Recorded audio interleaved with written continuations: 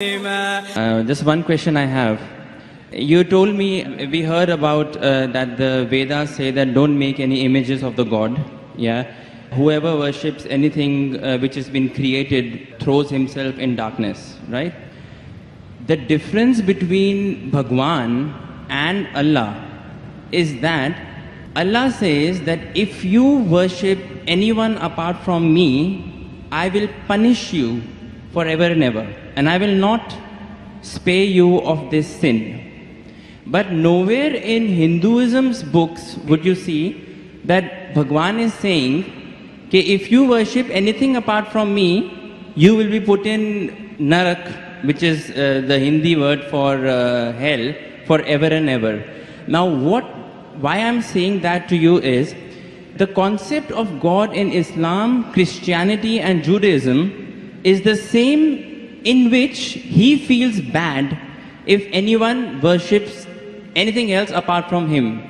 But the concept of the other side of the religions, which is Hinduism, Buddhism, or those sides, the concept of God there, I think, is more, the God of those religions is more large-hearted, because he doesn't say to you that I'm going to put you in hell if you don't worship me. Although I understand that it is wrong to worship idols, it is wrong to worship created things, but I do feel that because that, I somehow feel that, you know, Kul hu Allahu ahad, Allahu samad, lam yalid wa lam yulad. Basically God, there is nothing like him, right? So why in the Quran or the Bible or the Jews' scripture we are attributing a human feeling to God? That, let us say, my father gives me everything, he gives me all the money, and I give that money to the poor people, right? Now one day, if I forget my father, yeah, so my father will feel bad. But this is a human nature. God is more large-hearted than that. Even if I don't worship him, he should have no problems. You know, he should not put me to hell, because that's egoistic. Egoism is a part of human nature, not of God, is what I feel, according to my understanding. rules. Brother Rahul is an old friend of mine, mashallah. Whenever I come to Dubai, no question answer session goes without him asking a question. He's following me since many years. When I came in 2005, when I came last year, and yesterday night, we had a good session for a couple of hours. And though he didn't mention his name, he's Rahul, mashallah. And we pray that may Allah guide him. Inshallah, may Allah give hidayah. And he asks very good questions. Always difficult questions. Very good questions. I like it. It's a challenge for me. He asked me new question. I like challenges. And always I say he asked a good question. This is one of my last questions, sir. One of my Last question before you accept Islam. One of my last questions. Before you accept Islam. Clarify this. It just struck me. Actually, He told me he will not accept Islam in public. So I don't know problem. No, it's okay. You clarify me on this. I'll clarify with you. And I won't ask you to accept Islam in public. We have done that yesterday. Sir, Islam is a glorious religion, and it's given me a lot of peace, and I can say many good things about it, but please clarify. And you told, I'll clarify. You told me you have spent more time studying Islam than what you spend time in getting your degree of engineering. It is right. That's right. And I enjoy it more. Therefore, I enjoy your questions also. The brother asked a very good question, very attacking, very tricky, difficult question, that he understands that all the religions, Christianity, Islam, Hinduism, say there's no God except one God, don't make images, don't make idols. But Islam goes a step further. He will forgive any other sin except the sin of shirk. Surah Nisa chapter 4 verse 48, Surah Nisa chapter 4 verse 116. But in Hinduism, nowhere does it say that if you do shirk, Allah will not forgive you. Before I ask you a question about large-heartedness, nowhere does the Quran say that if you commit a murder, Allah will not forgive you. Brother, nowhere does the Quran say that if you commit murder, Allah will not forgive you. Does it mean that I will go and commit murder? Brother. Repeat again, sorry? Nowhere does the Quran say that if you commit murder, though it is the second largest sin in Islam, in the major sins, number 2 is committing murder of an innocent human being. Yes. After shirk is murder. Though the Quran says in Surah Ma'idah chapter 5 verse 32 that if anyone kills any innocent human being, unless it be for murder or for creating corruption in the land, it is as though you have killed the whole of humanity. But nowhere does the Quran say that if you commit murder, Allah will not forgive you. Allah will never forgive you. Does it mean that I will go and commit murder? No. Yeah, enough. Same way, when the Vedas don't mention that if you don't do shirk, Allah will not forgive you, you should not do shirk. I understand. Very good. You are understanding person. I'll come to the large-hearted one afterwards. I haven't answered your full question. I've only answered the first part of your first question. I'll come to your large-heartedness afterwards. Yeah, I mean, I'll come to it. That's fine. Yeah. But I like, cutting down the questions so that you understand better. Yes. Or if you understand, the other people also should understand. You're an intelligent person, I know that. Sure. MashaAllah, engineer done from UK. That's what he told me yesterday. Now coming to your part of large-heartedness. Yeah. That in Islam, if you don't do this, I'll punish you. That is a human nature. That if the father gives money to the son, son gives in charity, tomorrow the son doesn't ask about the father, so father feels bad. It's human nature, I agree with you. God is far superior, I agree with you. Yes. So why does God feel bad? Yes. Very good question, very intelligent question. Inshallah, you will get convinced. I won't ask you to accept Islam in public. Sure. That we have done that yesterday. Yes. The Quran says, Allah subhanahu wa ta'ala does not require you, you require him. Now coming to the question. Now I'm making your question more easy. Why we have to say Allahu Akbar, Allah is the greatest? Allah asks you to say Allahu Akbar, Allah is the greatest. Tomorrow if you don't say Allah is the greatest, do you think Allah will become less? No. No. Yeah. Whether you say or not, Allah is already the greatest. Irrespective whether you say or not, it will make no difference, not even an iota of difference. He is already the greatest. He will remain irrespective whether you say or not. Why does he ask you to say that is the question. The question is, Allah subhanahu wa ta'ala knows the human psychology. For example, your mother has a heart attack. And now, you have heard of a very famous heart specialist in the world. If you know he's famous, he will give you some advice for your mother. Another person who's unknown, he comes and gives you advice. Whose advice will you follow? Repeat again, sorry. If your mother has a heart attack, Yeah. there's a person who you know is the most famous heart specialist in the world. I would follow the advice of the specialist. Why? Because you know he's number one, he's most famous. So the reason Allah asks you to praise him is not for his benefit, it's for your benefit. Because the moment you praise Allah, you will follow his advice. Agreed. By following his advice, Allah will not benefit, you will benefit. Yes. By the doctor giving advice to you, he will not benefit. Yes, you may give him fees so that way he'll benefit. You aren't giving any fees to Allah. Yes. So Allah doesn't benefit anything. But the moment you praise him, it is human. When you say Allah is the most wise, Allah is the greatest, Allah is the most merciful. Most wise, he gives advice, I'll follow. Most greatest, I'll follow him. Most merciful, I'll follow him.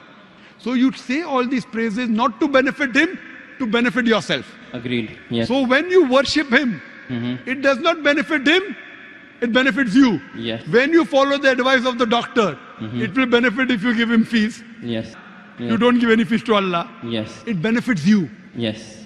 So same way, Allah is large-hearted. By punishing you, do you think he will benefit? No. By punishing, he becomes I'm coming to it, brother Rahul. Yeah. Let me complete my answer. Sure. Yeah. By punishing you, he will not benefit, but he is giving you a fear. Why? If you have alcohol, he will punish you. If you have drugs, he'll punish you. Whether you have drugs or what difference does it make to him? Now, if he says, okay, don't have drugs, but if you have drugs, I will not punish you, then will you have drugs or not? You will have. If I give an examination, write two. No, I won't have. If I'm convinced it's wrong for me, I won't have. I don't need that fear of the hell. The Right. fear of the hellfire to be put in my mind Yes. to yes. avert me. God convinces people in different ways. Some people with reason and logic. You're a logical person, you're convinced with logic. Some people want fear, some people want punishment, some people want reward. There are 3-4 types of ways which Allah speaks. You get convinced with reason and logic, you're like me.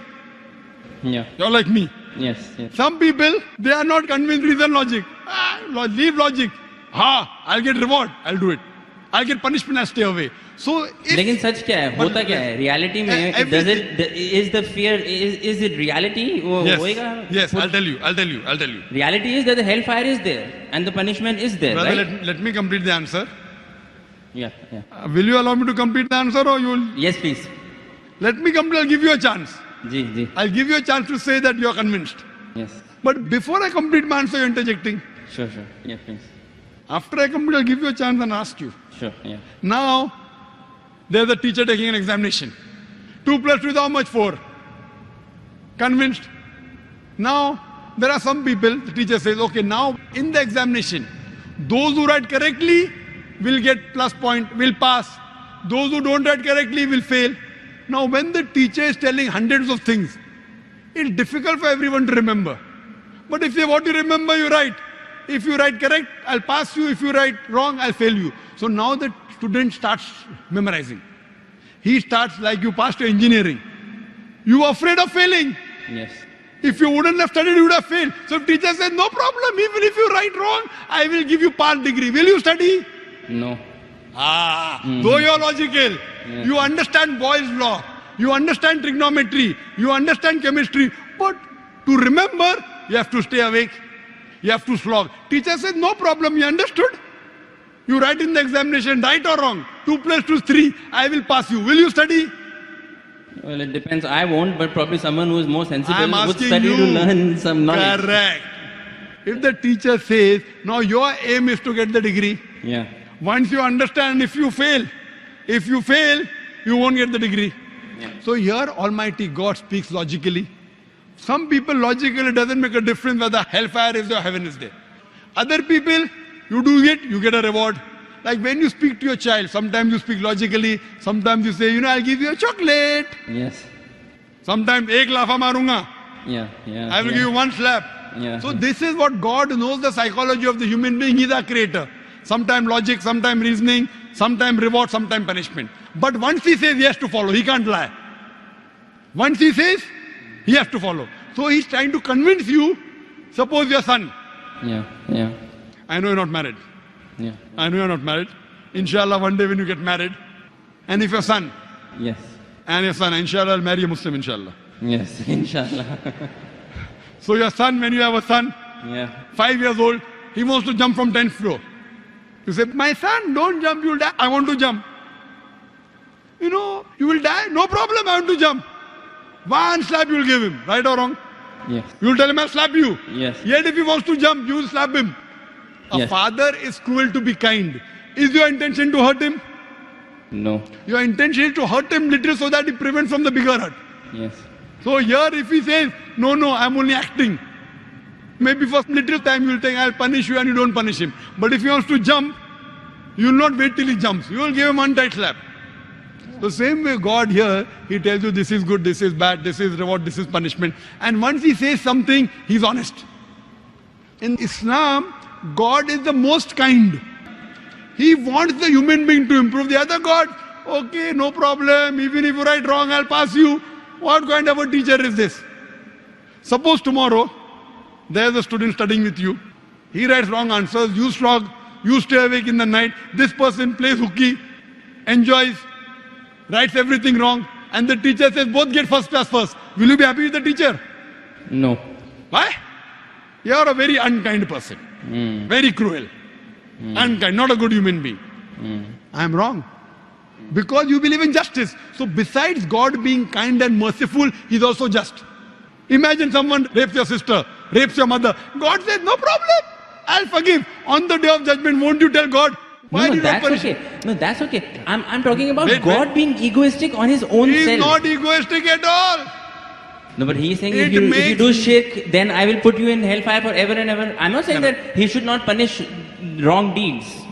But he is putting on his own self that if you associate partners with me, along with worshipping me, if you worship someone else, even then I will not forgive you.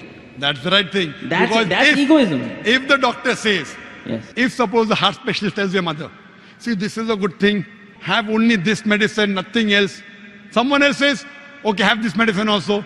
So that heart specialist tells you, if you mix it with something else, the mother will die. So will you listen to somebody else or not? Will you listen or not? Heart specialist saying, don't have anything else except this sorbitrate. Keep it below your tongue. Yes. Now another doctor comes, I'm a very good doctor. You don't know him also. I will listen to heart specialist. Correct. Yes. Heart specialist specialized, but God is a bigger heart specialist. So heart specialist you want to follow, you don't want to follow your creator who's created your heart. What kind of a... Sir, Wait, let me complete. Yes. Let me complete. Yes. So you, being logical, Yeah. when you want to follow the heart specialist, when the heart specialist tell you, don't listen to anyone else because they have told you the total truth, that heart specialist can be wrong because he's a human being. Almighty God, when he says, do not worship anyone else besides me, he knows that if you think somebody else is also the greatest, and if you follow something wrong, it will harm you. God does not want to see to it that his creations are harmed. He is going out of the way to give you an ultimate warning. Other sins, maybe I will forgive. That is one type of murder, is one type of sin, very wrong, second largest. But one, if you worship somebody else, you can do anything. You can start murdering, you can start having drugs, you can start raping. It's too dangerous. This is the guidance. It is complete. Because he is the creator, he knows no one else is the creator. Now someone else tries to behave like a creator when God knows no one else can create you. It is very dangerous. That's the reason he says that following advice, worshipping anyone, obeying anyone as the creator, not obeying normally. Normally you want to obey a father, no problem. Obey a mother, no problem. Going against the commandments of Almighty God. Worshipping somebody That is else. what I'm trying to find out. Is that the right God who is saying that if you associated partners with me, I will never forgive this sin? You are taking, it's a catch-22. I am questioning whether a God who thinks like that, is that the correct God? Correct God. You are saying he is the correct God, hence Why? he knows. Why? Yeah. I have checked up with science. This Quran passes Yeah. the test. When I put science to your Hindu scriptures, it fails. Yeah. When I put science to Bible, it fails. So even if I agree with you with my earlier question, maybe this is ambiguous, fine. 80% is proved to be 100% correct. 20% is ambiguous. Inshallah, logically, even this will be right. If I have to put that way. But the other way, if a doctor who's solid... Stronger argument would be that Stronger 100% is argument, correct. 100% 100% of it is proved that it is correct. If 20% ambiguous is I there, tell you one thing, brother, your mind hasn't reached that level. My mind hasn't reached that level. right. The science hasn't reached that level. Maybe 100 years afterward, 1,000 years after, it will be proved 100% correct. We are limited. The problem is in you and me, not in the Quran. Similarly, but a person who's very powerful, a person who's a heart specialist, he knows his stuff very well. He'll be sure. Do this, nothing else. A person who's not sure, okay, have this medicine also, have that medicine also. So person who's cocksure of himself, like the Creator Almighty God, he will give this commandment. Now he's cocksure. You are not cocksure about him that he's the Creator. Yes. Once you're cocksure, you'll follow. I'm cocksure that this is the word of Almighty God. You aren't. Yes. So once your research gets complete, Yes. you know very well that the other scriptures don't pass the test. Yes. I challenge you to get any scripture that you know of which is even close to the Quran. No, this is the strongest scripture that that's so, for sure. So when you know, Yeah. I can't ask you to accept because you know we spoke yesterday. Right, okay. But when you know it is the thing, then the ego is in you, not in Almighty God. The ego No, is I in don't have you. ego. I don't have ego. And I pray to I Almighty told you God. all the ones I have read, this is the strongest. I Yeah? pray to Almighty God. You know, because I love you, Rahul. Yes, I love you too. I love you. That's the reason I pray to Almighty God to give hidayah. You don't have to proclaim. You asked me yesterday, do you have to proclaim? I said, no, you don't have to proclaim. Yeah. So I think that you are a person who submit your will to God, and may God guide you, and may you get a good submitting Muslim life partner. Thank you. Thank you.